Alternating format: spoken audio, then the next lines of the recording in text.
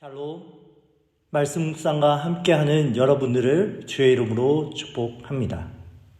찬송가 338장 내 주를 가까이 함께 찬송하겠습니다.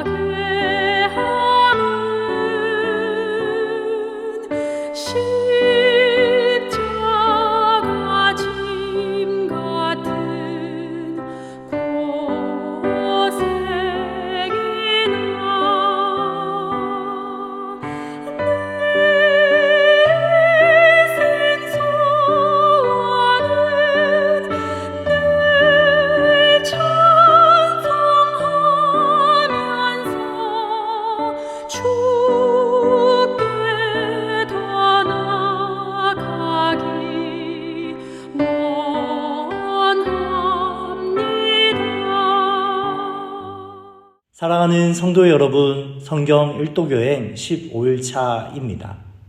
오늘 읽을 말씀 본문 중에 함께 나눌 말씀은 창세기 45장 5절로 8절에 있는 말씀입니다. 하나님의 말씀을 제가 봉독하겠습니다. 당신들이 나를 이곳에 팔았다고 해서 근심하지 마소서, 한탄하지 마소서. 하나님이 생명을 구원하시려고 나를 당신들보다 먼저 보내셨나이다. 이 땅에 2년 동안 흉년이 들었으나 아직 5년은 밭갈이도 못하고 추수도 못할지라. 하나님이 큰 구원으로 당신들의 생명을 보존하시고 당신들의 후손을 세상에 두시려고 나를 당신들보다 먼저 보내셨나니 그런즉 나를 이리로 보내신 이는 당신들이 아니오 하나님이시라. 하나님이 나를 바로에게 아버지로 삼으시고 그 온 집의 주로 삼으시며 애굽 온 땅의 통치자로 삼으셨나이다. 아멘. 이 시간 하나님의 섭리와 회복이라는 제목으로 함께 말씀 나누기 원합니다. 여러분, 혹시 왜 이런 일이 내게 일어날까라고 생각하며 눈물로 밤을 지새운 적이 있습니까? 저는 한 청년의 이야기가 떠오릅니다. 그는 가난한 가정에서 태어나 형제들의 무시를 받으며 자랐습니다. 하지만 그는 하나님을 믿는 믿음으로 삶을 견디고 인내했습니다. 이 청년의 결국은 자신의 겪은 모든 고난이 하나님의 섭리였음을 깨닫고 자신의 삶을 통해 하나님의 계획을 이루어 갑니다. 이 청년은 바로 요셉입니다. 오늘 본문 창세기 45장 5절에서 8절에 요셉은 자신의 형제들에게 이렇게 말했습니다. 나를 이곳에 보내신 이는 당신들이 아니라 하나님이십니다. 요셉은 자신의 삶을 통해 하나님께서 자신의 삶을 이끄시고 섭리하심을 고백하며 형제들과 화해하고 회복을 선언합니다. 오늘 우리는 요셉의 이야기를 통해 하나님의 섭리 안에서 우리의 삶을 바라보고 용서와 화해의 길로 나아가야 함을 말씀을 통해 함께 상고하고 싶습니다. 사랑하는 성도 여러분, 하나님의 섭리는 무엇입니까? 바로 하나님의 섭리는 고난 속에도 역사하심입니다. 5절에서 요셉은 자신의 고난이 하나님의 계획 안에 이루어진 것임을 고백하고 있습니다. 요셉은 형들에게 근심하지 마소서라고 말하며 자신이 애굽에 팔린 것이 하나님의 섭리였음을 강조합니다. 그의 고난은 인간의 눈으로 보면 억울함 자체였지요. 그러나 요셉은 자신의 고난이 하나님의 선하신 뜻을 이루기 위한 과정임을 깨달았습니다. 칼빈은 창세기 주석에서 이렇게 말합니다. 하나님은 그의 은밀한 뜻을 통해 선한 목적을 이루기 위해 인간의 악한 행동마저 사용하신다. 요셉은 이 칼빈의 말을 어떠하게 드러내는지 잘 보여주고 있습니다. 요셉의 삶을 생각해 보시겠습니까? 형들을 통하여 억울하게 애굽에 팔린 후에도 그의 삶은 녹록지 않았습니다. 감옥에 갇히는 등 여러 가지 고난을 당했습니다. 그러나 그 과정에서 그는 애굽의 총리가 되어 수많은 생명을 구하는 하나님의 도구로 쓰임 받습니다. 이는 고린도후서 4장 17절 말씀처럼 우리의 잠시 받는 환난이 지극히 크고 영원한 영광에 중요한 것을 이루게 함이니라 라는 말씀을 다시금 붙잡게 합니다. 여러분, 여러분의 삶 가운데의 고난을 어떻게 보고 계십니까? 지금 여러분의 처한 상황과 환경이 어떻게 보이십니까? 오늘 말씀을 통하여 오늘 우리의 고난이 하나님의 섭리 안에 선한 결실로 이루어질 것을 믿으시기 바랍니다.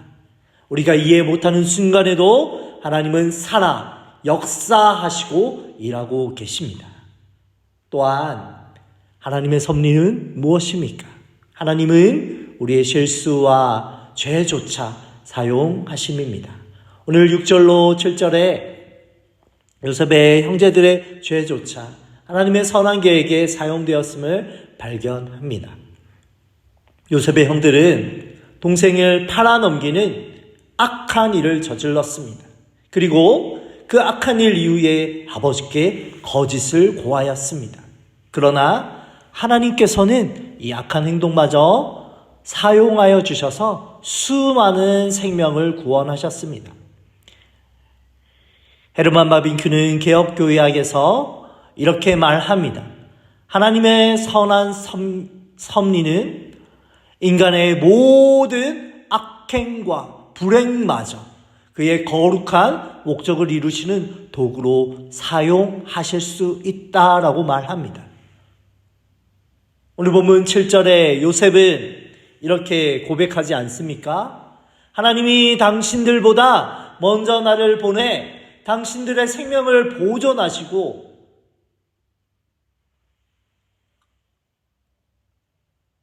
형제들의 죄로 인해 요셉은 애굽에 팔렸지만 그 결과 그 생명을 살리는 일이 되었습니다 라고 고백합니다. 이는 로마서 8장 28절에 있는 말씀처럼 하나님을 사랑하는 자 곧 그의 뜻대로 부르심을 입은 자들에게는 모든 것이 합력하여 선을 이룬다라는 말씀과 연결이 됩니다.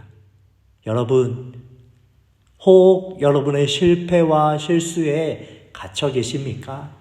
그것으로 인해 하나님께서 주시는 은혜의 자리로 나아가지 못하고 있지는 않습니까? 그러나 오늘 말씀을 함께 붙잡으십시다. 하나님은 우리의 실패와 실수조차 합력하여 선을 이루시는 분이십니다. 하나님은 우리의 실패와 실수를 그저 그것에서 멈추어지지 않게 하여 주시고 더욱 성장하게 하여 주시고 하나님의 나라와 영광을 위하여 사용하여 주실 것입니다. 그러므로 하나님께 맡겨드리십시오. 하나님, 나의 실패와 실수조차 오늘 하루 하나님의 나라와 영광을 위하여 사용하여 주옵소서라고 하나님께 맡겨드리는 귀한 은혜가 우리에게 임하길 소원합니다. 마지막으로 하나님의 섭리는 화해와 회복으로 이끌어 주십니다. 8절 말씀에 요셉은 하나님의 섭리를 깨달음으로 형제들과 화해하고 회복을 선언했습니다. 요셉은 형들에게 자신을 팔았던 그 죄를 정죄하지 않았습니다. 오히려 형제들이 자신에게 했던 그 시련과 아픔들이 하나님의 계획 안에서 이루어진 일임을 고백하고 용서하며 화해의 길로 나아갔습니다. 이는 하나님의 섭리가 단순히 사건의 결과를 넘어 관계를 회복시키는 데 이르는 것을 보여줍니다. 찰스 스펄전 목사는 이렇게 말했습니다. 우리가 하나님의 섭리를 깨달을 때에 우리의 원수조차 사랑할 수 있습니다. 요셉은 형제들에게 자신의 고난 가운데에 자신을 지키시고 함께 하셔서 역사하시는 살아계신 하나님의 사랑을 전하며 관계를 회복하였습니다. 그래서 본문 8절에 요셉은 나를 이리로 보내신 이는 당신들이 아니요 하나님이라고 고백하지 않습니까? 이와 같은 섭리를 깨달을 때 우리는 진정한 용서와 화해의 삶을 누리며 행복한 삶으로 나아갈 수 있습니다. 혹 여러분 마음 가운데에 용서하지 못하는 누군가가 있습니까? 오늘 하나님께 그 사람을 맡겨드립시다. 그리고 용서와 화해의 삶으로 나아가십시오. 철이 철을 날카롭게 하듯이 우리 가운데에 아픔을 주고 상처를 준 그 사람조차 하나님께서 우리를 하나님의 사랑으로 이끄시는 그러한 통로임을 인정하고 하나님이 우리와 함께 하심을 고백하며 주님 앞에 나아가시기 바랍니다. 말씀을 맺겠습니다. 사랑하는 여러분, 요셉의 이야기를 통하여서 우리는 하나님의 섭리가 우리의 삶에 어떻게 역사하시는지 배울 수 있습니다. 하나님의 섭리는 고난 속에도 이루어집니다. 우리의 죄와 실수마저도 하나님의 선한 계획에서 사용됩니다. 하나님의 섭리는 궁극적으로 화해와 회복을 이끌어 갑니다. 우리도 요셉처럼 하나님의 섭리를 신뢰하며 용서와 화해의 삶으로 나아가십시다. 하나님께서는 오늘 여러분의 삶을 통하여 놀라운 일을 이루실 것입니다. 기도드리겠습니다. 하나님 아버지, 우리의 삶에 고난이 닥칠 때에도 하나님의 섭리를 신뢰할 수 있는 믿음 다하여 주옵소서. 우리의 연약함과 실패조차 선하게 사용하시는 하나님을 찬양합니다. 또한 요셉처럼 용서와 화해의 삶을 살아가게 하여 주옵소서. 우리를 통해 하나님의 사랑과 은혜가 세상에 전해지기를 간절히 소원하나니 우리의 삶을 이끌어 주시고 다스려 주옵소서. 감사드리고 예수님의 이름으로 기도합니다. 아멘. 오늘 읽을 말씀은 창세기 43장에서 45장의 말씀입니다. 오늘도 하나님의 약속의 말씀으로 승리하십시오. 샬롬.